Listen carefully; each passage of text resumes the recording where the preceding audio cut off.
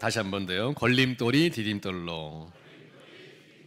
우리 이 제목으로 함께 걸림돌을 디딤돌로 만드시는 하나님의 은혜와 지혜를 함께 오늘 말씀을 통해서 나누려고 합니다. 사진 한번 띄워주시겠어요? 여러분, 그 육상하면 어느 나라가 유명한지 아십니까?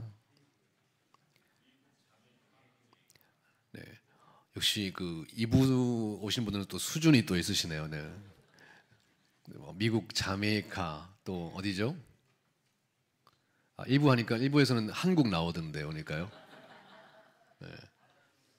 어느 나라죠?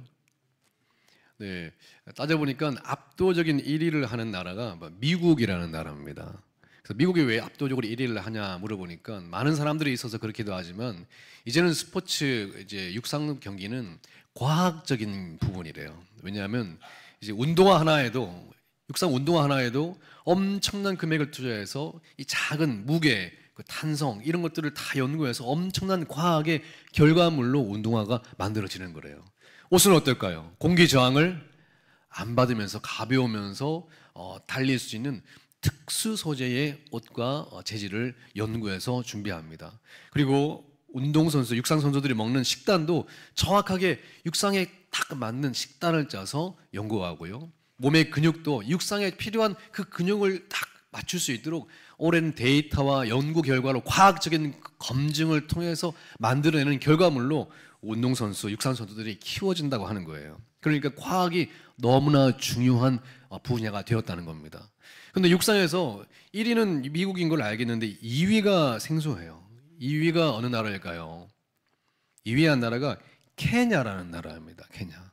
아니, 케냐는 뭐 과학에 발전된 나라도 아니고 경제적으로 성장한 나라도 아닌데 거기는 케냐는 왜 2위를 했을까? 사람들이 너무 궁금했어요. 그래서 케냐 선수에게 질문과 인터뷰를 합니다. 케냐는 왜 이렇게 육상으로 유명한 선수들이 많습니까? 물어보니까 케냐 선수의 그 인터뷰가 재밌어요. 케냐에는 곳곳에 경고판이 하나 붙어져 있는데 띄워주실까요? 무슨 경고판이죠? 케냐에는 이 사자 조심이라는 경고판들이 있대요. 그래서 케냐 사람들은 항상 뭐 할 준비를 해야 돼요. 사자가 나타났다 이러면 어디로 뭐 해야 되는 거예요? 달려서 도망가요. 그래서 사자가 나타나서 달려서 도망가는 정도의 실력이 아니면 뭐를 내놔야 된다? 목숨이 위태한 정도의 사람이라는 거예요. 케냐 사람이라면 늘 그 달릴 준비가 되어 있는 이 환경. 저희는 웃었지만 슬픈 거 아닙니까? 항상 그 사자를 조심해야 되는 그 위기 속에 살아가는 케냐 사람들 슬픈 거 아니에요? 그런데 케냐 사람들의 이 위기의식, 늘 달려야 되는 이 마음, 그 어려움인데 이것이 세계적인 육상 선수를 배출하는 밑거름이 되었다는 거예요. 오늘 말씀의 제목처럼 걸림돌이 디딤돌이 되었다라고 하는 겁니다. 여러분, 우리 인생에도 걸림돌이지만 디딤돌이 되는 사건들이 일어날 수 있습니다. 저도 목회자지만 늘 마음에 걸렸던 게 제 성격이 되게 좀 제가 내성적인 성격이거든요. 그래서 저는 항상 사람들 만나면 조금 쑥스럽습니다. 오늘도 이렇게 서 있지만 조금 사실은 쑥스러워요. 그래서 목회를 하면서 목회자가 쑥스러우면 어떻게 해요? 늘 사람을 만나고 이렇게 해야 되는데, 그래서 하나님이 저를 목회자로 세우시는데 왜 내성적이게 하셨습니까? 생각했는데 목회를 하면서 늘 느끼는 게 저와 같이 뭐 한 사람이요? 내성적인 사람들이 많아요. 새 가족들에게도 많고 엊그제도 이제 우리 아이들 부모들하고 만났는데 아빠들이 이렇게 내성적인 사람이 많은 거예요. 근데 제 마음이 제가 그러니까 그 모습이 뭐가 돼요? 이해가 되는 거예요. 그래서 어떻게 대화하고 접근해야 될지가 너무나 이해가 되는 겁니다. 그러니까 내 삶의 걸림돌인 줄만 알았는데 이것도 하나님의 은혜가 있으니까 디딤돌이 되더라는 거예요. 사랑하는 성도님들, 오늘 예배 가운데 여러분 인생에 수많은 걸림돌이 있겠지만 하나님의 은혜 가운데 그것이 걸림돌이 아니라 디딤돌이 되는 놀라운 축복이 여러분 가운데 있기를 주님의 이름으로 축원합니다.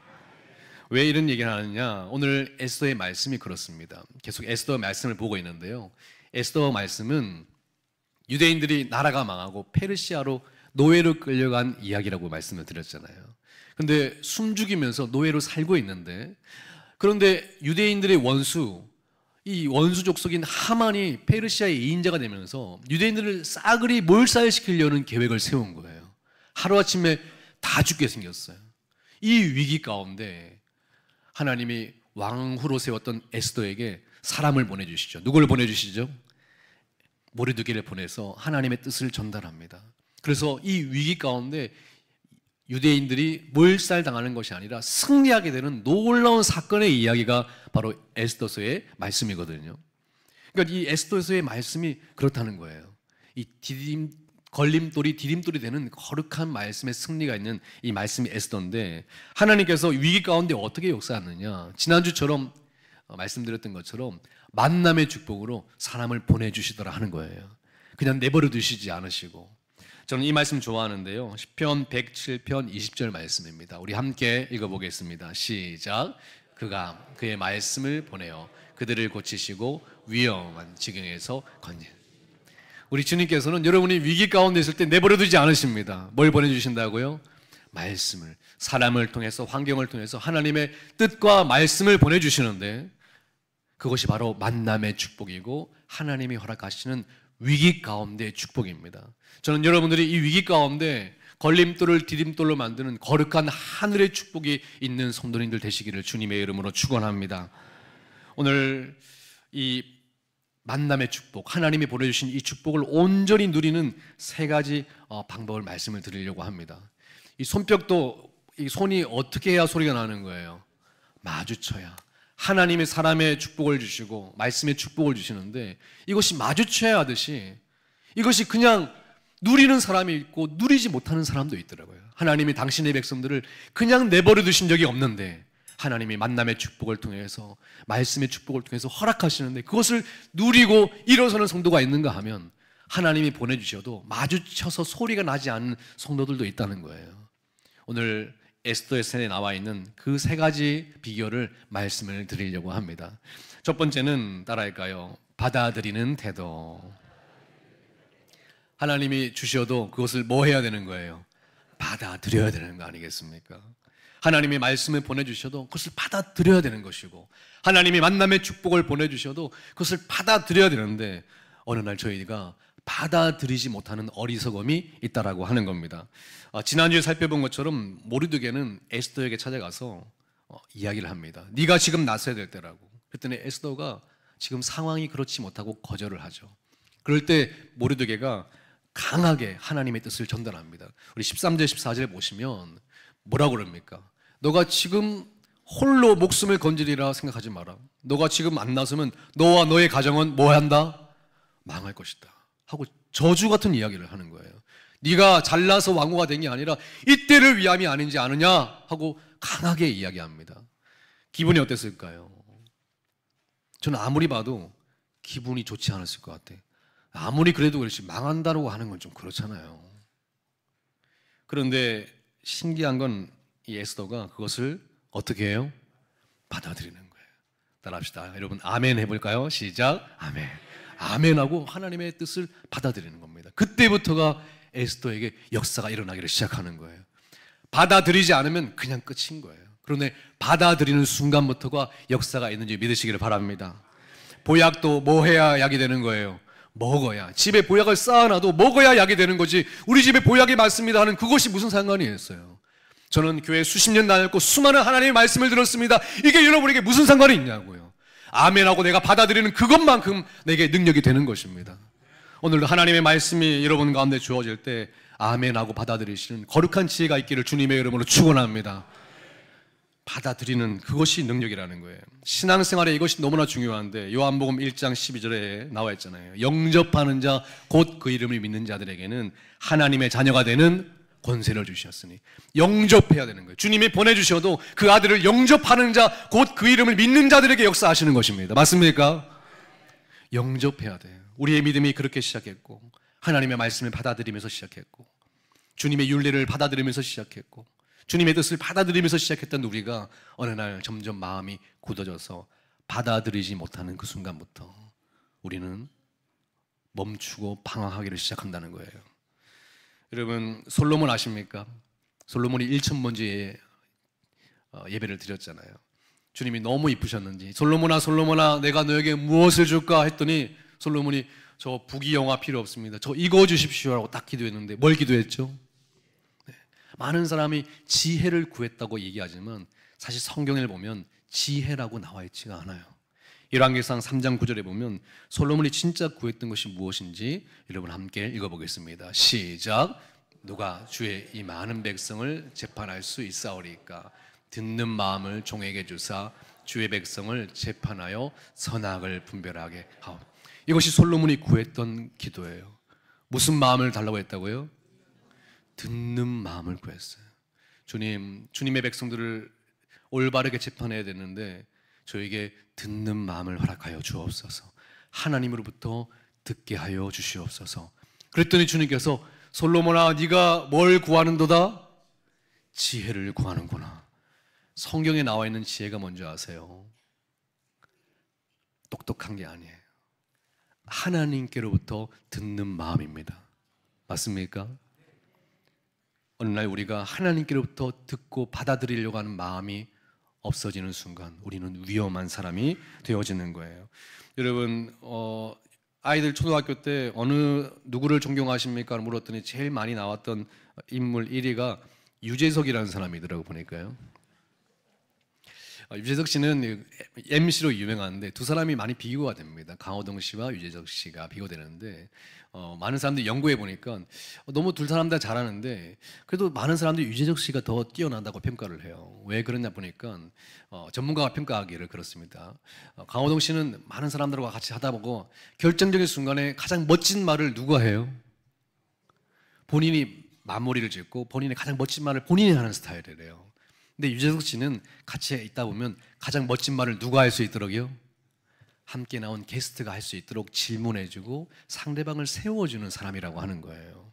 그게 차이가 좀 있답니다. 그러니까 많은 사람들이 가장 존경을 받고 많은 사람들이 함께하고 싶었던 가장 최고의 사람은 어떤 태도를 가지고 있냐면 상대방으로부터 뭐 하는 마음이에요? 들으려고 하고 그를 세워주려고 하는 마음이 있는 사람이라고 하는 거예요. 듣는 사람이 이렇게 중요합니다. 우리가 겸손하고 주님으로부터 듣는 태도, 이것이 신앙에서 너무나 중요하거든요. 저는 새가족들에게 너무 감사한 게 새가족 교육을 시키면 이렇게 신앙생활을 해야 됩니다. 저희 교회에서 기도회가 있고 다니엘 기도회가 있고 이런 게 있습니다 하고 이야기하면 제가 한번 뭐 해보겠습니다? 한번 해보겠습니다. 참여해보겠습니다 하고 가르쳐주는 대로 알려주는 대로 받아들이고 목회자가 이런 말씀을 전하면 목사님 오늘 말씀이 이랬는데 제가 이렇게 살아야겠군요 하고 받아들이려고 하는 마음이 너무나 많은 거예요. 그래서 너무 기뻐요. 정작 교회에서 가장 잘 받아들이는 사람은 사실은 이제 시작하는 사람이 가장 잘 받아들이더라고요. 반대로 가장 잘 받아들이지 않는 사람이 누굴까요? 따라합시다. 나. 교회 오래 다니는 사람들이 요리조리 쏙쏙 피합니다. 부담되는 말씀은 이런 핑계 저런 핑계 합리화시키고요. 내가 또 좋아하는 건 또 이런 저런 이야기를 하면서 꼭 하려고 하고 하나님의 말씀이냐 말씀이지 않느냐가 중요한 게 아니라 이제는 내 편의 위주로 왔다 갔다 재단하는 그런 습성이 생겨서 주의 말씀을 주님의 뜻을 그대로 받아들이기보다 내 스타일에 맞춰서 재단하려고 하는 경향이 있다라고 하는 거예요. 그러면 그때부터 신앙이 먼저 된 자가 나중되고 나중된 자가 먼저 되는 거거든요. 안타까워요. 옆 사람하고 이렇게 물어봅시다. 어쩌다가 이렇게 되셨습니까? 한때 너무나 뜨겁고 너무나 훌륭한 신앙인이었는데 어쩌다가 저희가 지금 마음이 굳어지고 있는 거예요. 경상도 말로는 뭐예요? 웃자다가 이래 됐노. 네, 웃자다가 이래 됐노. 우리가 순수했는데 저희 신림교회 성도님들 굳어지지 마시고 지난번에 보니까 점점 내 주위에 이상한 사람들이 많아진다. 그런 사람들은 늙은 사람이래요. 왠지 아십니까? 나이가 들면 들수록 다른 사람을 다 뭐하게 보는 거예요. 젊을 때는 이런 사람이구나 저런 사람이구나 받아들였는데 나이가 들수록 다 이상하게 본다는 거예요. 혹시 여러분 주위에 다 이상한 사람들이 가득하다 이런 사람은 이미 나이가 들었다는 겁니다. 그게 참 재미있죠. 이게 마음이 굳어질수록 받아들이는 자세가 없어진다는 거거든요.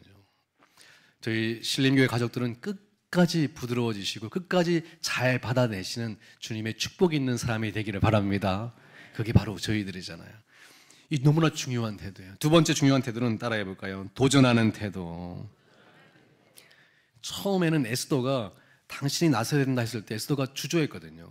왕이 명령을 내렸어요. 왕이 무슨 명령을 내렸냐면 내가 이야기하지 않는데 나에게 다가오면 된다 안 된다? 안 된다. 당시 최고 강대국의 왕이었기 때문에 암살 시도가 많았습니다. 그런데 왕이 명령하지도 않았는데 다가오는 사람은 다 무슨 시도로 본다? 암살 시도로 보고 그 자리에서 죽이는 거예요. 특히나 왕비는 지난번 말씀드렸잖아요. 왕이 나오라고 했는데 나왔다 안 나왔다? 왕의 말을 안 들어서 폐위가 됐어요. 그래서 미인 대회를 열어가지고 새로 뽑았는데 이 에스더가 왕이 오라고 하지도 않았는데 갔다가는 어떻게 되겠어요? 너도 내 말을 안 듣는구나 하고 그대로 그냥 목이 날아가는 거거든요. 그래서 안 된다고 했던 것이 너무나 정확한 판단이었습니다. 그런데 모르드게가 너가 이때를 위해 세웠다는 것을 기억해라. 하나님이 너가 이때를 위해 세운 사람이라고 말씀하셨다 하는 순간 에스더가 그대로 그것을 받아들이고 아멘합니다. 그리고 오늘 본문의 말씀처럼 어떻게 했냐면 우리 15절 16절을 보십시오. 우리 이 상황에서 다시 한번 읽어볼까요? 시작. 에스더가 모르드게에게 회답하여 이르되 당신은 가서 수산에 있는 유다인들을 다 모으고 나를 위하여 금식하되 밤낮 3일을 먹지도 말고 마시지도 마소서. 나도 나의 시녀와 더불어 이렇게 금식한 후에 규례를 어기고 왕에게 나아가리니 죽으면 따라합시다. 죽으면 죽으리이다. 주의 말씀을 듣는 순간 가슴이 뜨거워지면서 그래 주님의 말씀이라면 한번 해보자. 죽으면 죽으리라. 이 마음이 생겼다는 거예요. 여러분 주님의 말씀을 받으면요 어떤 마음이 생기냐면 마음이 받아들이는 사람은 도전하려고 하는 마음이 생겨요. 주님이 말씀을 주시면 아멘 도전해보려고 하는 마음이 생기는 겁니다. 여러분 갈렙도 아시죠? 해보는 산지 아무도 어렵다고 안 하려고 할 때 당신이 내게 말씀하셨으니 이 산지를 누구에게 주셔서 주님께 간구했더니 주님께서 갈렙에게 그 산지를 허락하시는 거거든요. 여러분 어려운 시대를 가로질러 가는 사람들의 특징이 있습니다. 그 사람들은요 어려운 시대지만 도전하려고 하는 마음이 있습니다. 어렵다 하지 않고 어려운 시대를 가로지르는 능력과 힘이 있는 사람입니다. 우리 현대의 회장은 누구였어요? 정지용 회장이 자주 했던 얘기가 뭐였습니까? 꼭 직원들이 이렇게 하라고 저렇게 하면 안 된다 그러고 부정적으로 하면 꼭 이 얘기를 했다는 거예요. 따라합시다. 해봤어? 해봤어? 해보지도 않고선 하려고 하면 길이 보이고 안 하고 싶으면 핑계가 보이는 것처럼 수많은 핑계를 대는 직원들에게 해봤냐고 해보고 안 되면 안 되는 거지 해보지도 않고 포기하고 안 된다고 하는 것은 안 된다고 하는 거예요. 그래서 정지용 회장이 수많은 도전을 했고 수많은 불가능을 이루어내는 업적을 이루었지 않습니까? 독일의 경제학자 오스왈드 슈팽글러라는 사람이 서구의 몰락이라는 책에서 헬라 제국과 로마의 제국 이 세계 최강대국이 하루아침에 몰락하는 이것을 분석하면서 왜 이 세계 최강대국이 몰락을 하는가? 정말 지지 않는 해처럼 정말 강한 나라였는데 분석해 보니까 도전하려고 하는 마음이 없어진 다음부터 그 최강대국이 안주를 하면서 안정을 찾으려고 하는 그 마음에서 몰락하기를 시작하더라는 거예요. 이게 참 사람이 무섭습니다. 사람이 자전거처럼요. 자전거가 멈추면 어떻게 되는 거죠? 균형을 잃는 것처럼 계속 가는 동안에는 균형을 잡지만 멈추려고 안주하려고 안 하려고 하는 사람이 흔들리는 거거든요. 인생도 그렇습니다. 어느 날 내가 하려고 하는 마음이 사라질 때 타락하고 방황하고 변질되기를 시작하는 거예요. 저는 목회자지만 교회를 보면 교회도 그렇습니다. 교회가 어느 날 영혼을 살리려고 도전하지 않고 하나님의 뜻에 도전하지 않는 그 교회들은 점점 타락하기를 시작하는 거예요. 교회 재정이 있으면 뭐 해야 되죠? 영혼 살리려고 그 재정을 쓰고 애써야 되는데 재정을 쌓아두고 이러다가 재정 문제가 생기고요. 사람들이 영혼 살리느라 정신이 없어야 되는데 한가하니까 서로 모여서 자기 생각, 네 생각 하다가 티격태격 싸움이나 하고 지금 바쁜데 영혼 살리려고 바쁜데 도전하고 해야 될 일이 많은데 엉뚱한 거다 타락하고 무너지고 변질되기를 시작하는 것입니다. 그런데요 영혼을 위해서 도전하는 교회는 타락하지 않아요. 영혼을 위해 계속 도전하는 교회는 변질되지 않습니다. 신앙도 마찬가지고 안주하려고 하는 신앙은 변질되지만 계속적으로 주의 말씀에 도전하는 신앙은 변질되지 않는 것입니다. 그것이 우리가 깨달아져야 돼요. 죽으면 죽으리라. 주님의 뜻에 계속 도전하는 거거든요. 이번에도 어제 엊그제 그 아이들 아동부 부모들 엄마 아빠들 초청해서 1박 2일 캠프를 하고, 이어서 어제는 또 유튜브 엄마 아빠들 불러서 1박 2일 캠프를 했습니다. 저희 캠프는 여름 캠프, 겨울 캠프가 있어요. 그런데 또 하나의 엄마 아빠들을 초청해서 하는 캠프를 만드는 거예요. 이 캠프를 하려면 재정도 들어가고요. 이 캠프를 하려면 사역자들 다 붙어야 되고 힘과 에너지가 굉장히 많이 소모가 돼요. 근데 왜 하는지 아세요? 안 하면 재정도 세이브되고 시간도 남고 저희 힘도 안 들이는 거 아니에요? 안 하면 더 좋은 거 아니에요? 그런데 많은 교회들이 다음 세대를 살려야 된다고 그러고 30, 40 젊은 세대들을 살려야 된다고 하는데 말은 잘해. 그런데 보면 아무것도 안 하는 거예요. 힘들다고 어렵다고 안 하는 거죠. 그런데 힘들어도 어려워도 하려고 하고 살리려고 하고 일으키려고 하고 생명에 도전하는 교회들은 다 지금도 강력하게 다음 세대를 살리고 30, 40 세대를 살리고 있는 줄 믿으시기를 바랍니다. 지금은 핑계댈 때가 아니라 헌신해야 될 때인 거예요. 어렵다고 할 때가 아니라 뚫고 지나가야 될 때입니다. 기도해야 될 때고, 살리고자 하는 교회는 하나님이 기름 부어주시는 것이에요. 지금도 한쪽에서는 수많은 교회들이 일어나고 있고 한쪽에는 수많은 교회들이 무너지고 있습니다. 가만 보니까 살리려고 하고 도전하고 기도하는 교회는 일어서는 것이에요.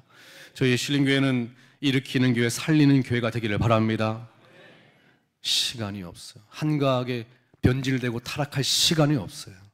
우리는 주님 앞에서는 그날까지 살리기 위해 도전하는, 그 도전이 멈추지 않는 저희들 되기를 바랍니다. 우리 엊그제는 전화를 주셨는데 온천하 만복교회에서 전화를 주셨어요. 제가 창립기념주일 날 헌금을 모아서 수해 입은 교회를 도왔죠. 그런데 그 목사님이 전화를 주셔서 이미 저희가 돕기 전에 이미 좀 도움을 받아서 내부 수리는 끝난 상태였거든요. 근데 이 신림교회에서 이 귀한 헌금을 보내주셨는데 어떻게 했을까 고민이 되셨나 봐요. 그런데 목사님, 제가 고민하다가 결정을 했습니다. 이렇게 하시는 거예요. 뭘 결정하셨습니까? 하니까 교회 외부에 건물이 좀 낡았거든요. 근데 그걸 손을 대도 되지만 안 대도 되는데 이 헌금을 어떻게 했을까 고민하다가 교회 외부를 다시 좀 해서 새롭게 목회를 시작해보자 하는 마음이 생기셨대요. 목사님 연세도 적지가 않고 많으시거든요. 목사님, 제가 이번에 새롭게 외부 공사를 시작하고 다시 뜨겁게 기도하고 새롭게 목회를 시작해보려고 합니다. 이렇게 전화를 주셨는데 너무 그 마음이 감사한 거예요. 그 순간 확신이 들었습니다. 온천하 만복교회가 일어서겠다. 여러분, 그거 아십니까? 항상 믿음으로 생명에 도전하는 교회는 방황하거나 주저앉지 않습니다. 하나님이 기름 부어주세요. 사랑하는 성도님들, 여러분도 변질되지 마시고 안주하지 마시고 오늘도 말씀 앞에 깨어서 죽으면 죽으리라 주의 말씀에 도전하실 때 하나님이 역사하실 줄 믿습니다. 마지막으로 세 번째는 따라해 볼까요? 하나님을 온전히 의지하는 태도. 세상의 도전과 믿음의 도전의 차이가 있습니다. 세상의 도전은 내가 한번 해보겠다고 하는 것이죠. 근데 믿음의 도전은 내가 한번 해보겠다는 게 아니에요. 누가 하시는 겁니까? 하나님이 역사하시는 거기 때문에 하나님이 역사하시리라 믿고 나아가는 것이 믿음의 도전인 줄 믿으시기를 바랍니다. 16절에 보면 에스더가 내가 죽으면 죽으리라 하면서 부탁한 게 있어요. 금식하되 밤낮 며칠을요? 3일을 금식을 해달라고 부탁을 합니다. 여러분 생각해 보십시오. 지금 에스더가 왕에게 나가서 누구에게 잘 보여야 되죠? 왕에게 잘 보여야 되는 겁니다. 에스더가 미인대 1등에서 뽑히거든요. 그래서 왕에게 잘 보이려면 어떻게 해야 돼요? 일단은 씻어야겠죠. 세수도 하고 화장도 하고 변신도 하고 향수도 뿌리고 해야 되는데 지금 3일 동안 뭘 하겠다? 금식을 하겠다. 목사님, 역시 그렇군요. 최고의 성형은 다이어트라더니 여러분 3일 금식한다고 살이 빠지지가 않습니다. 여러분 금식을 저도 목회자로서 많이 해볼 때마다 적응이 안 돼요. 신기하게 사람은요, 내가 금식해야 됐다고 마음을 먹는 순간 배가 고프기를 시작해요. 금식을 하면요 정신이 맑아지고 막 그런다는 사람이 있는데 아닙니다. 금식을 하면 정신이 혼미해집니다. 얼굴이 뭐 광채가 난다는데 아닙니다. 금식하면 얼굴이 푸석푸석해져요. 그리고 얼굴이 푸석푸석해지고 퀭해지고 힘이 없어요. 지금 생기가 나고 예쁘게 보여야 될 에스더가 생기를 잃어버리고 3일 금식하면 힘도 없고 희미하게 왕에게 나아가겠다는 것은 전혀 앞뒤가 맞지 않는 거거든요. 근데 에스더는 지금 왕에게 잘 보이려고 하는 게 아니라 누구에게 잘 보이려고 하는 거예요? 하나님께. 우리의 도전은 세상의 사람들에게 잘 보이는 도전이 아니라 누구에게요? 하나님께 잘 보이려고 하는 것이 우리의 도전인 줄 믿으시기를 바랍니다. 하나님께 잘 보여야 되는 거예요. 하나님께 승부를 띄워야 되는 겁니다. 그래서 나를 위해 밤낮 3일을 금식해달라고 부탁하고 나도 금식하면서 왕에게 나아가는 거예요. 죽으면 근데 어떻게 됐습니까? 하나님이 살려주신 줄 믿으시기를 바랍니다. 하나님이 역사하신 줄 믿으시기를 바랍니다. 우리의 승부는 바로 하나님께 승부하는 거예요. 오늘 말씀을 마치면서 우리 하나의 그림을 띄워주실까요? 그림 하나 띄워주실 거예요. 예전에 초등학교 때 선을 그은 거 기억나세요? 제가 이게 너무 신기한 거예요. 어떻게 제가 여러 번 선을 그었는데 저는 신중한 성격이거든요. 신중하게 쫙 밑을 보면서 그었는데 돌아보면 삐뚤삐뚤한 거예요. 이게 신중하게 다시 선을 그어도 돌아보면 삐뚤삐뚤해서 선생님이 물어봤어요. 어떻게 선을 바로 걷냐 했더니 저기 뭔가 하나를 딱 정하고 그냥 그것만 보고 쭉 가면 똑바로 그어진다는 거예요. 저는 그게 이해가 되지 않는 거예요. 아니 최선을 다해서 신중하게 그어야 똑바르지 저기 보고 대충 걸어가면 그어진다는 게 말이 됩니까? 그런데 한 번을 해봤어요. 저기를 나무를 하나 정해서 보고 쭉 가봤는데 손이 직선으로 딱 그어지는 거예요. 우리 신앙도 그런데요. 교회 오면 목사님이 주님만 바라보시고 담대하게 도전하라고 그러고 말씀대로 한번 살아보려고 얘기하는데 그게 믿어져요, 안 믿어져요? 최선을 다해서 신중하게 살아도 될까 말까인데 하나님 믿고 그냥 쭉 한번 가보라고? 말씀 믿고 한번 해보라고? 그게 믿어지냐 말이죠. 안 믿어집니다. 그런데 따라합시다. 해본 사람은 안다. 믿고 가보면 순간순간 불안한 것 같아도 믿고 가보면 돌아보면 직선의 인생을 사는 거예요. 그런데 내 지혜와 내 능력을 의지해서 최선을 다해서 쥐어짜듯 살았는데 돌아보면 울퉁불퉁 불안전한 인생을 사는 것이죠. 오늘 에스더는 죽으면 죽으리라 안 하고 나아갔어요. 울퉁불퉁했을까요? 아니에요. 직진의 인생을 사는 것이에요. 주님이 역사하시는 거거든요. 오늘 여러분 하나님이 말씀을 보내주시고 만남의 축복을 주셔서 그것을 누리며 걸림돌을 디딤돌로 만드는 사람이 있습니다. 그런데 하나님이 만남의 축복을 주시고 말씀을 주셔도 아무것도 누리지 못하는 사람이 있어요. 무슨 차이가 있을까요? 태도의 차이인데요. 세 가지 태도였습니다. 첫 번째가 무슨 태도였죠? 받아들이는 태도였습니다. 아무리 주셔도 받아들이지 않으면 아무 일도 일어나지 않습니다. 두 번째는 무슨 태도였어요? 도전하는 태도. 주의 말씀을 들어도 말씀의 능력은 그 말씀을 붙들고 행하는 자에게 임하는 줄 믿으시기를 바랍니다. 아멘하고 도전해 보는 사람에게 역사가 일어나는 거예요. 아무것도 안 하면 아무 일도 일어나지 않습니다. 세 번째 무슨 태도였습니까? 도전한다고 다 되면 다 도전하게 해요. 우리의 도전은 해보는 게 아니라 누가 역사하시도록? 하나님이 역사하시도록 하나님께 승부를 거는 도전인 거예요. 그럴 때 하나님이 역사해 주신 줄 믿으시길 바랍니다. 오늘 죽으면 죽으리라는 에스더의 고백이 저와 여러분의 고백이 되어서 여러분의 그 위기와 어려움 가운데 걸림돌이 디딤돌이 되는 놀라운 축복을 누리시기를 주님의 이름으로 축원합니다. 기도하겠습니다. 하나님 감사합니다. 오늘